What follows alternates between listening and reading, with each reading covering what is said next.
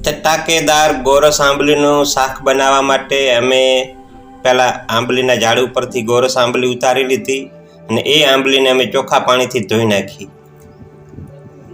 ધોવાઈ ગયેલી આંબલીની અંદરથી અમે જે સફેદ કાતરા આવે છે બીજ, તે અમે અલગ કરી લીધા બધા જ. અને કાતરાની અંદરથી અંદર રહેલા કાળા બીજને પણ અમે અલગ કરી નાખ્યા.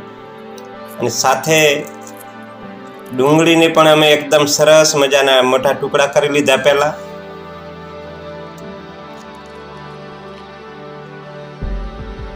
અને મોટા ટુકડા કર્યા પછી અમે એને નાના નાના પાસા બીજા ટુકડા કર્યા.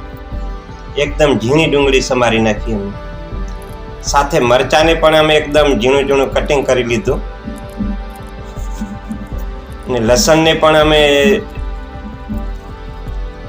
રહેલા છિલકા છે અલગ કરી લીધા.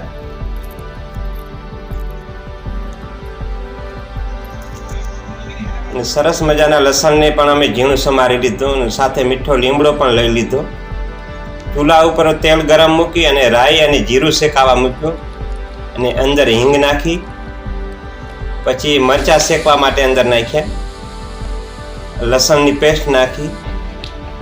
એ શેકાઈ ગયા પછી અમે ડુંગળીને પણ અંદર નાખી દીધી શેકવા માટે. સાથે લીમડો પણ નાખ્યો અને એને હલાવી અને બરાબર શેકી નાખ્યું. અને પછી અંદર આંબલીના કાતરા છે એને પણ અંદર નાખી અને બરાબર શેકી નાખ્યા. એકદમ સરસ શેકાઈ ગયા પછી એની અંદર ઢાંકી નાખ્યા અમે, જેથી કરીને વરાળથી એ થોડા બફાઈ જાય અને જલ્દી શેકાઈ જાય. શેકાઈ ગયેલી આંબલીને બરાબર હલાવી અને સરસ જોઈ લીધી. અને એની અંદર પછી દરેલું ધાણા જીરું, ગરમ મસાલો, મરચું, હળદર અને જોઈતો મીઠું પણ અમે એની અંદર ઉમેરી દીધું. આ બધાને સરસ મિક્સ કરી અને અંદર થોડું પાણી ઉમેરી અને એ શાકને ચડવા માટે અમે 10 થી 15 મિનિટ માટે ઢાંકીને મૂકી દીધું.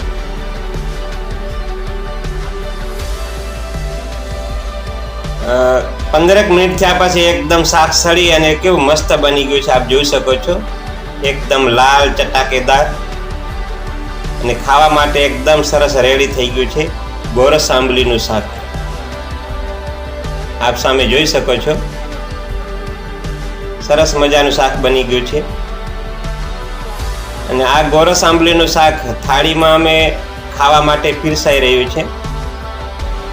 અને અમે સાથે બધા સ્ટાફ બેસી અને એ મસ્ત મજાના બનેલા શાકને અમે એકદમ આનંદથી અમે ખાધું.